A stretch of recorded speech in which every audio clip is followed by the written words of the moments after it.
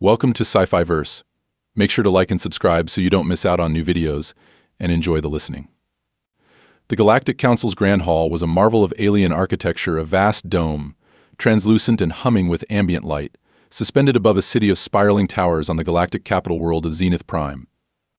Inside, representatives of the most advanced species in the known galaxy gathered in a circular amphitheater. The air buzzed with tension, the chamber alive with flickering colors, swirling gases, and the rumble of overlapping conversations in 100 languages. Delegates shimmered, floated, crawled, and hovered, their forms alien and bizarre. At the center of the chamber, on a raised dais, stood Speaker Axelon, a crystalline entity whose body refracted light into rainbows that danced across the walls. Its voice rang out like a chorus of chimes as it began the session. Esteemed members of the Galactic Council. Axelon intoned, its tone both melodic and grave, we face a threat unprecedented in the history of this assembly. An unidentified life form has been discovered on Grevnar IV. Despite numerous attempts, it has evaded capture, outmaneuvered containment teams, and left a trail of destruction across 5 systems. Casualties are rising, and our best scientists are at a loss. A hush fell over the chamber as the delegates took in the speaker's words. Above Axelon, a holographic display flickered to life, showing scenes of devastation, cities reduced to rubble, landscapes scorched and twisted, and entire ecosystems destabilized. The footage was chaotic flashes of movement and dust clouds, but no clear image of the creature responsible. The entity Axelon continued, its voice lowering to an ominous whisper, has displayed highly adaptive behavior, defies our most sophisticated tracking systems, and exhibits signs of predatory intelligence. It is as if it takes pleasure in toying with its prey before delivering the final blow. Uneasy murmurs rippled through the chamber. The delegates and assembly of the galaxy's most powerful species looked shaken. For species who ruled star systems, controlled entire sectors of space, and wielded technologies that could reshape planets, it was rare to feel true fear. But today, fear was palpable. The tension in the room deepened when the great doors at the rear of the chamber slid open with a heavy hiss, revealing the human delegation. They entered in crisp formation, led by Captain Emma Lane of the Terran Alliance. Captain Lane's eyes were sharp and calm as she took in the assembly, showing no sign of the dread that hung in the air. Behind her walked her advisor's doctor, Simon Mason, a xenobiologist whose deep knowledge of alien species was unmatched, and Lieutenant Chris Carter, a seasoned diplomat. Completing the group was Vorgath, a hulking Xynari diplomat whose broad shoulders and scaled hide made him appear even more menacing than usual. The humans strode confidently toward the center platform, unfazed by the bewildered stares from species that considered themselves superior in both intellect and power. It was humanity that had first encountered this supposed creature, and rumors had circulated for days that they might possess hidden knowledge or even control over it. Captain Lane stopped at the central dais and offered a respectful nod to Speaker Axelon. Honorable Speaker, esteemed delegates, thank you for allowing us to address this assembly. We have reviewed the reports, and while the data is accurate, I believe there has been a profound misunderstanding. The crystalline facets of Axelon's body shifted in color, a sign of curiosity in its species. A misunderstanding, Captain? Are you suggesting that the detailed accounts provided by our reconnaissance teams have been misinterpreted? Not misinterpreted, exactly, Lane replied, but the context has been misunderstood. The creature you're all concerned about is, well, it's a dog. The chamber exploded into chaos. Delegates of every imaginable form reacted in shock and confusion. A serpent-like creature hissed in disbelief, while a floating orb of swirling gases pulsed erratically with bursts of color. Multiple translators struggled to keep up with the overlapping cacophony of voices. A dog Axelon's voice rose above the clamor, silencing the room once more. What is this dog you speak of? How does it explain the devastation on Grevnar IV? The biochemical anomalies? The gravitational distortions detected by our instruments? Captain Lane gestured to Lieutenant Carter, who activated a handheld projector. A holographic image appeared in the air, a small, stubby-legged creature with fur, a wagging tail, and an expression of joyful innocence. The sight of it sent ripples of unease through the chamber. A translucent being composed of bioluminescent strands recoiled, while a species with segmented carapaces clicked their mandibles nervously. This, Lane said, pointing to the projection, is Biscuit. He's a corgi, a breed of domesticated canine from Earth. He's not dangerous. He's just a puppy. Axelon's crystalline form flickered with confusion. You claim that this corgi is responsible for the widespread devastation we've observed. What of the advanced energy signatures and the reports of predatory behavior? Lane sighed. I'll explain. One of our exploratory vessels, the Celestial Voyager, was conducting a routine planetary survey on Grevnar IV. Specialist Jenna Harlow, one of our junior crew members, brought Biscuit aboard as her companion. During the survey, Biscuit slipped out of containment and made his way to the planet's surface. We didn't realize he was missing until the ship had returned to orbit. By that time, Biscuit was already having, well, let's call it an adventure. Vorgath stepped forward, his deep voice resonating like distant thunder. The humans deployed retrieval teams immediately, but Biscuit proved elusive. Meanwhile, species across the sector picked up strange readings and assumed they were under attack. Strange readings, Axelon prompted, its colors shifting to a cool blue, signaling focus. Doctor. Mason took a step forward, adjusting his glasses in a gesture that was distinctly human. Biscuit was wearing a prototype tracking collar. The device is designed to keep tabs on pets over long distances, but it malfunctioned in Grevnar IV's unique atmosphere. The collar began emitting signals that interfered with local communication networks and caused sensor anomalies, leading to false readings of unknown biosignatures and energy spikes. As for the gravitational disturbances, well, Biscuit likes to dig. Dig, a delegate from the Aqualis system, a gelatinous creature with eye stalks, gurgled. Yes, Dig, Mason confirmed. Dogs dig for various reasons: curiosity, excitement, or even just for fun. Biscuit managed to dig in an area rich in volatile mineral deposits, triggering minor quakes and localized gravity shifts. Unfortunately, these events were interpreted as a sign of something far more sinister. The chamber fell silent as the delegates struggled to comprehend what they were hearing. A creature so small and harmless had somehow sparked galaxy-wide panic. A large arachnid-like being clacked its mandibles together. And what of the reports of the creature's predatory play? The fear it instilled in entire settlements. Lane rubbed her temples, choosing her words carefully. Corgis are herding dogs. They have a natural instinct to chase and corral anything that moves. Biscuit probably saw the native fauna as something to herd, and in doing so, he caused mass confusion and panic among species unaccustomed to such behavior. The delegates exchanged glances, their expressions a mixture of disbelief and bafflement. A delegate resembling a sentient vine rustled its tendrils. So this catastrophe was caused by a domesticated earth creature engaging in what you call play. Exactly, Lane confirmed. Biscuit was never a threat, he was just following his instincts. In his mind, he was playing a game. The room remained stunned. Several delegates conferred quietly, while others eyed the hologram of Biscuit with a mix of curiosity and suspicion. The sight of the corgi's joyful, panting face seemed almost absurd against the backdrop of the devastation they had been discussing minutes earlier. A towering insectoid delegate clicked its serrated mandibles. What steps are being taken to prevent this Biscuit from causing further chaos? Lane's expression turned serious. Our retrieval teams are already on the ground. We've deployed drones with lures, treats, toys, and anything that might attract Biscuit's attention. He's clever but easily distracted, so we're confident we'll have him back under control soon. Axelon's voice, tinged with incredulity, echoed through the chamber. Easily distracted. Lane nodded.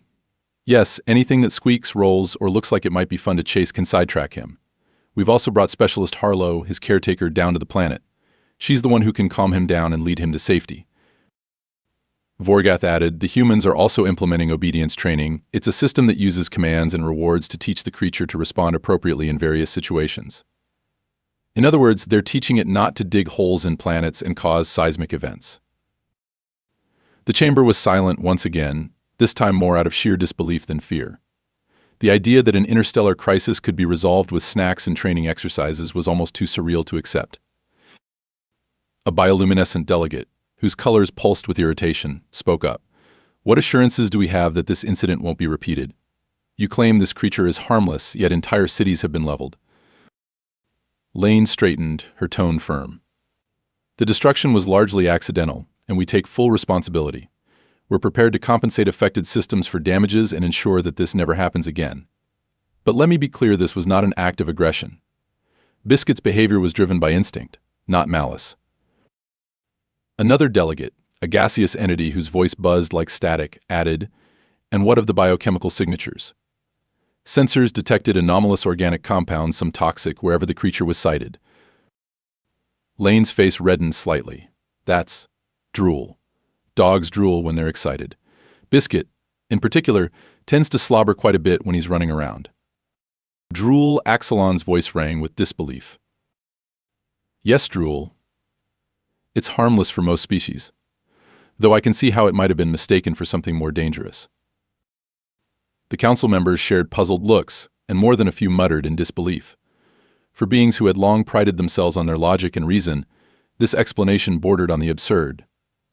How could an entire sector of the galaxy be thrown into chaos by a drooling, digging, and playful creature? After what felt like an eternity, Axelon's crystalline form dimmed slightly as it made its decision. This assembly will deliberate further. In the meantime, we instruct the Terran Alliance to resolve this situation immediately. This, Biscuit must be contained, and any further incidents must be prevented. Understood, Lane replied with a crisp nod, though a glint of humor danced in her eyes.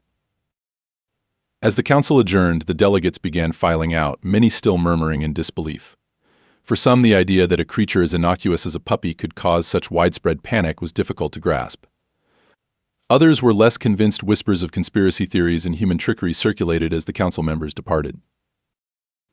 But deep within the archives of the Galactic Council, the name Biscuit would be remembered not as a mere curiosity, but as a symbol of the unpredictable and sometimes comical chaos that the universe could throw at even the most advanced civilizations. Back at the observation platform, Lane turned to Vorgath with a grin. "I'd say that went better than expected." Vorgath, still wearing his stern expression, grunted. "Your optimism is curious, Captain. I half expected the Council to demand a planetary quarantine. Don't worry. Once we get Biscuit back, we'll put him in a secure environment, and this will all blow over." "Assuming he doesn't chew through containment," Vorgath muttered. Lane chuckled. "Please don't jinx it." On a remote moon orbiting Grevnar IV, Biscuit was living out his wildest dreams. Fields of purple grass stretched as far as the eye could see, perfect for running, jumping, and chasing anything that moved. With every bound, Biscuit sent tremors through the ground, and his delighted barks unleashed energy waves that rippled across the landscape. The native wildlife, small, multi-limbed creatures with glowing eyes, fled in every direction, bewildered by the relentless ball of fur that pursued them with tireless enthusiasm. For Biscuit, this was the ultimate playground, a never-ending game where he could chase, dig, and explore to his heart's content. Eventually, he found a half-buried hover drone, its metallic surface gleaming under the moonlight. Biscuit's ears perked up as his nose twitched in curiosity. With a joyful bark, he lunged at the drone, grabbing it with his teeth and shaking it as if it were his favorite chew toy. The drone's frame creaked and whined under the pressure, but Biscuit refused to let go. The stars above twinkled serenely, indifferent to the chaos below. For Biscuit, this was the best day ever. No leashes, no commands, just freedom and endless fun. Meanwhile, back in orbit, the most powerful entities in the galaxy scrambled to manage the consequences of one little dog's grand adventure. Specialist Jenna Harlow had barely slept since Biscuit went missing. She sat in her quarters, eyes puffy, clutching a well-worn plush toy shaped like a cat, the same one Biscuit loved to carry around. Every squeak it made sent a pang of guilt through her. This was all her fault. She should have been more careful, should have kept a better eye on him. Now her sweet corgi was out there, wreaking havoc on an alien world, and she felt utterly powerless to help. The door slid open, and Captain Lane entered, her presence commanding but softened by a rare smile. "Specialist Harlow, I need to talk to you." Harlow shot up, quickly wiping away tears. "Yes, ma'am. I'm sorry, I know I should have done more." Lane raised a hand, silencing her. "No need for apologies, Specialist. I'm not here to reprimand you. In fact, I need your help." "My help?" Harlow blinked in surprise. Lane nodded. "We've tried everything: drones, traps, lures, you name it. But Biscuit's too clever and too quick. He keeps slipping away. Vorgath thinks we've been overcomplicating the situation, and he's probably right. What we really need is someone he trusts, and that's you." Harlow hesitated. I want to help, Captain, but what if I mess it up again? What if he runs off and makes things even worse?" Lane's expression softened. I've read your file, Harlow. You've trained Biscuit since he was a pup. You're the only one who truly knows him, his quirks, his favorite things, what makes him feel safe. You're his person. That bond is what's going to bring him home. Harlow squeezed the plush toy, her resolve hardening. I'll do it. I'll do whatever it takes to get him back. Good, Lane said, nodding approvingly. Get geared up. We're heading down to the surface first thing tomorrow. The next morning, the retrieval team touched down on the violet plains of Grevnar IV. The sky above was a strange blend of swirling greens and blues, with towering crystal formations casting long shadows over the landscape. The air hummed with an eerie stillness, broken only by the occasional distant rumble of seismic activity. All of it apparently triggered by a corgi's enthusiastic digging. Captain Lane stood on a raised ridge, surveying the area through a pair of high-tech binoculars. Next to her, Vorgath adjusted the settings on his portable scanner, trying to pinpoint Biscuit's exact location. Movement detected in Sector 9C. Vorgath growled. It's faint, but the energy spikes are consistent with what we've been tracking. He's definitely nearby. Lane nodded, then turned to Harlow, who was suited up in lightweight armor. This is it, Specialist. We've got drones circling the perimeter to corral him if he bolts, but the key is to keep him calm and focused on you. Are you ready? Harlow took a deep breath and nodded. Ready as I'll ever be. Sergeant Reyes, a burly Marine leading the ground team, approached with a concerned look. Captain, with all due respect, this plan seems a bit unorthodox. We're relying on a squeaky toy and good intentions to contain a creature that's destabilizing an entire planet. Lane smirked. Sometimes, Sergeant, the simplest solution is the best one. Biscuit isn't some rampaging monster, he's just a puppy in a very big playground. Reyes sighed, muttering under his breath. If you say so, ma-am. The team advanced cautiously through the crystal fields with Harlow at the center. Her heart pounded as she gripped Biscuit's favorite plush toy tightly. Every crackle of energy, every distant tremor, felt like it could be him, her little ball of chaos, blissfully unaware of the trouble he was causing. Visual confirmed, shouted one of the Marines, pointing toward a cluster of crystalline spires. I see him. He's, chewing on something.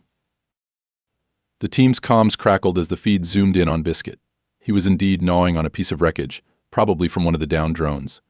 His fur was streaked with dirt, his tongue lolled out in pure, unbridled joy.